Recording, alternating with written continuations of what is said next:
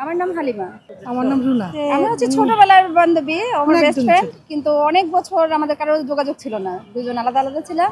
অনেক বছর পরে আজকে আমাদের আবার নতুন করে দেখা হলো, যোগাযোগ হলো, হলো এই। সেই জন্য আজকের দিনটা আমাদের জন্য খুব স্পেশাল।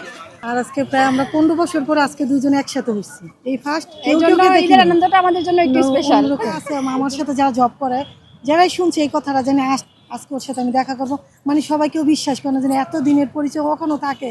আগে অন্ত মানুষের যেগুলো ফেসবুক আছে, আছে ইউটিউব, যার যার ফ্রেন্ড তো অন্যরকম। অনেকেই হয় কাজের ক্ষেত্রে, স্কুল লাইফে, কলেজ লাইফে। হ্যাঁ, কিন্তু হচ্ছে ঈদ আর তার মধ্যে হচ্ছে বেস্ট ফ্রেন্ডকে এত বছর পরে আবার নতুন করে কাছে পাওয়া, এইটাই যা এটা আসলে অনুভূতিটা প্রকাশ করার মতো না, বলতে পারবো ভাষায় না। বোঝানোর মানুষ মতো টাকা না। দিয়ে আমার পয়সা দেওয়া হয়, আমাদের কাছে ছিল জাস্ট ভালোবাসা দুজনে।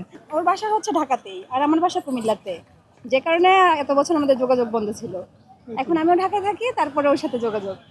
দুজনের এই চিঠি দেওয়া দেওয়া দিয়ে হইতো, মানে ও আমাকে চিঠি দিত, আমি চিঠি দিতাম, কিন্তু আমি কখনো ভাবিনি ওর সাথে আমার এত বছর পরে দেখা হবে, বা ও ভাবেনি। পরে আমরা দুজন চিন্তা করছি, যখনই আমাদের ও চাকরি করে আমিও চাকরি করি, যা যখনই আমাদের ছুটি হলো আমরা ছুটি আমরা আছে, ছুটির দিনে সপ্তাহে আমরা দুই এক এক বান্ধবী দিন এক এক বেরোই। জায়গায় যাবো। মানে একটা প্রথমে ঢাকার অন্যরকম। ভিতরে দেখার মতো, ঘোরার মতো যে জায়গাগুলো আছে এখানে আমরা ঘুরবো, তারপরে ঢাকার বাইরে কক্সবাজার, সিলেট, এরকম। আমরা প্রথমে রোজ গার্ডেনে ঘুরতে গেছি, তারপরে এখানে রমনায় আসা। এখন তো ঈদের ছুটি, যে কারণে মানে আমরা আলাদা আলাদা ঘুরতে আসা, নয়তো পরিবার সহ আসা হতো।